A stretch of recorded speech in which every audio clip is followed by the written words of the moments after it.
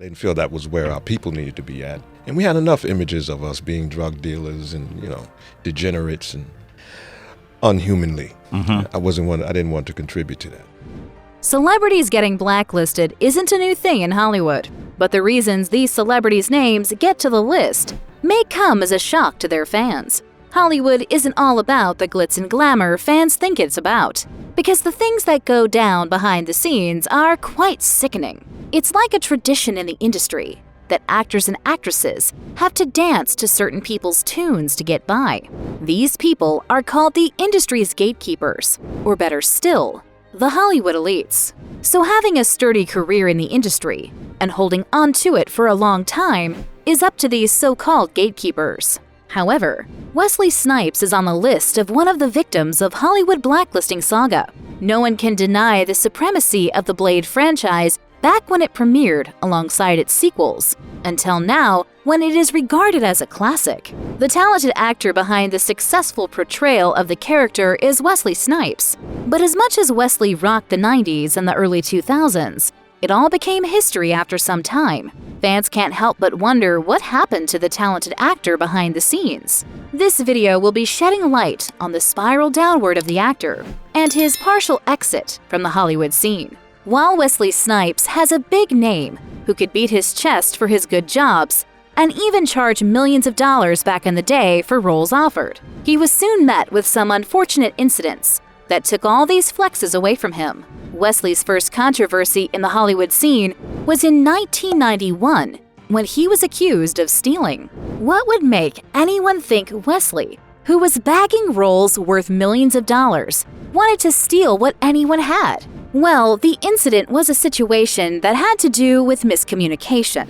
So it wasn't the fault of the police, and it wasn't Wesley's fault. The incident was about a stolen vehicle. Wesley was done on set for the day and decided to head home with one of the vehicles on set. The car in question here was a Mustang, so it was definitely a problem. But Wesley driving the Mustang home wasn't a big deal. Where he failed to save himself from embarrassment was that he didn't inform the people in charge of keeping the vehicle safe that he was taking it out. So the crew member in charge of the car's safety had reported the Mustang he was riding as a stolen vehicle, which led to Wesley being flagged down in Los Angeles. The police ordered Wesley to lie face down, cuffed him, and even pointed a gun at him. Oops, quite humiliating, as Wesley had claimed. But that wasn't the only time Wesley had to go through a show of shame at the hands of the law.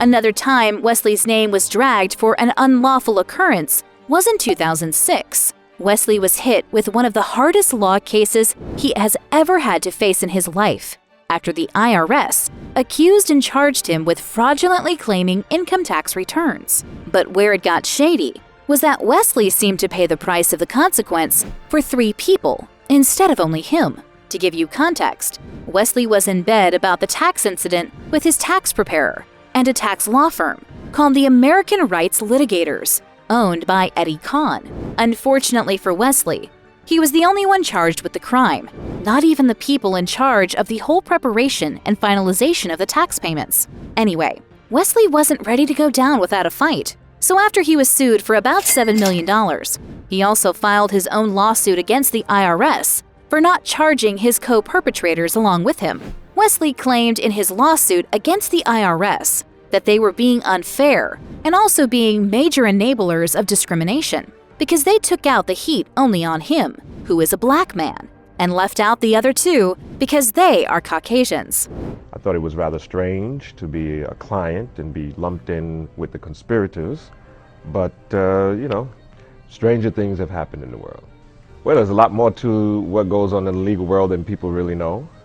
Wesley must have thought the Black Lives Matter agenda would play a role in the lawsuit. Sadly, what he had in his head didn't come to life. Wesley not only lost the case, but he was also charged with 3 misdemeanor counts for failing to file tax returns from 1991 to 2000. And that wasn't even the end of it. After losing the case, he was sentenced to spend 3 years at the Federal Correctional Institution McKean in Pennsylvania.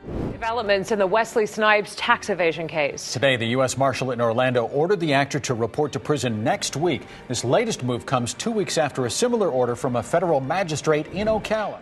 Wesley later claimed in an interview that the whole case was blown out of proportion, and he didn't understand the reason they would do something like that to an actor, saying it wasn't like he's a politician or an important figure in the United States.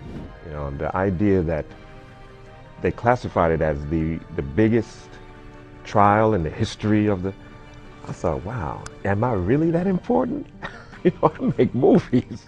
Wesley was off the authorities' radius after these incidents, but still had the Hollywood drama to deal with amidst everything. He has had his fair share of controversies in the film industry. The first time Wesley's Hollywood controversy took the news headlines was in 2005. The actor sued the New Line Cinema franchise and the director of the Blade sequel, David Goyer, for racial discrimination and other things. The team had gathered once again to give the fans what they wanted, which was the Blade Trinity film. But Wesley wasn't comfortable with how things looked on set during that period. Even before the movie production began, there were rumors that Wesley wasn't cool with director David Goyer and was unwilling to work with him due to how the scripts were written. Wesley complained that the white actors in the film were given more screen time than him, who was the one who brought the film's fame to life. He also claimed there was a breach of contract from the director's side, due to him not approving the script, but David Goyer still flew with it. The actor was convinced that the New Line Cinema and the director just wanted to take the Blade franchise away from him in a technical way. Additionally, Wesley mentioned the director talking down on his professionalism with racist remarks, and David Goyer also overlooked giving punishment to a crew member who wore a racist t-shirt on the set of the movie. Wesley's claim, in a nutshell, was that he was forced to work under unbearable working conditions while they filmed for the Blade Trinity film. Even his longtime and close friend, Michael Jai White, confirmed it after he had gone on the set to see his friend. He also backed up the claim that they were trying to take Wesley off the franchise. They're trying to take the movie away from him and say, this is Blade now. However, it was not only Wesley and his friend who saw what the actor was talking about, but fans also complained about how the film played out and how Wesley didn't get enough screen time after the film had premiered. But we all know a company as big as the New Line Cinemas wouldn't allow Wesley Snipes to limit how their millions rolled in. So they put Wesley's head on the plate instead. The company allegedly pushed the rumor that Wesley was a difficult actor to work with on set. The rumor gained more traction with the help of one of Wesley's co-stars on the film set, who claimed Wesley was indeed hard to share the set with and barely communicated with the rest of the cast and crew.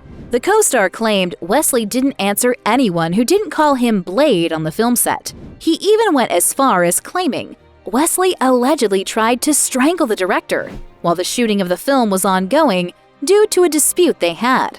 Anyway, Wesley didn't allow the claims to slide. He released a statement saying if he really tried to strangle the director, as the co-star said, he would be in prison already, because no one is going to watch a black guy with muscles like him strangle the director and get away with it. Well, we can all agree that's true. Wesley was caught in another controversy after he rejected the offer to play Nino Brown all over again in the New Jack City film reboot. The 1991 classic swept people off their feet with the amazing performance of Wesley Snipes, who portrayed the character of the late popular New York drug lord, Nino Brown. Wesley executed his role so well that Warner Brothers felt the need to give fans of the film another take at it in 2019. But the film's main lead wasn't interested. Wesley said he wanted to have no part in such films anymore, because it seemed the white people were happy to make money off pushing a particular stereotype for black people. Wesley told the public in a statement that 2019 wasn't even the first time Warner Brothers had tried to put a sequel in motion. Still, he really isn't interested in further helping these people to paint a negative narrative about the African American people. Wesley also explained that he believes some things should be left alone, saying if it worked at a particular time under some circumstances, and that if the story was built around certain things, that was fine. But he isn't cool with the idea of recreating drug culture anymore. Fans couldn't help but blame the likes of Tyler Perry for putting the black race in such a situation. Tyler Perry entered the picture due to his infamous technique of placing black men as villains in his movies and portraying white men as the good ones. Tyler Perry movies are always known to push the narrative of a black man being a terrible husband or a father to his wife and kids. But white men always seem to get the glory of coming to help the women. He has faced this allegation many times than anyone can count, and he doesn't seem to be changing it anytime soon. So fans feel Tyler is definitely doing that to not upset the big dogs in the industry, also known as the gatekeepers, and to keep his spot safe for a very long time. Fans feel Tyler would go to any length to prove to these Hollywood elites that he is all for the white progression, even if it meant putting his own people down over and over again. Returning to Wesley's story, Wesley has been somewhat of an African-American race hater himself. Let's explain that real quick. In 1997, when Wesley was interviewed with Ebony magazine, he uttered a statement that has stuck with him over the decades. Wesley, who was dating an Asian woman at the time, claimed he wasn't interested in taking black women to be his woman.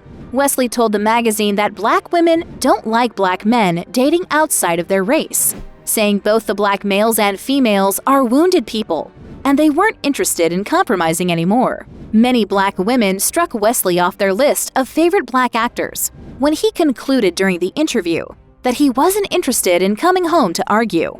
He said black women love to nag, and he wasn't a fan of that, so he would rather steer clear of their radar. That was really a turning point for some women, claiming Wesley Snipes only associated positively with the black race when he's been treated unjustly, but he's no different from the people he complains about. So all of these have played a significant role in Wesley's fallout from the film industry, which begs the question of whether Wesley Snipes brought it all upon himself, or the so-called gatekeepers blacklisted him due to his failure to be at their beck and call. Whichever one it is, hopefully the actor gets back on track and gives his fans what they have been missing. Don't forget to subscribe to this channel and turn on post notifications so you don't miss out on celebrity news updates.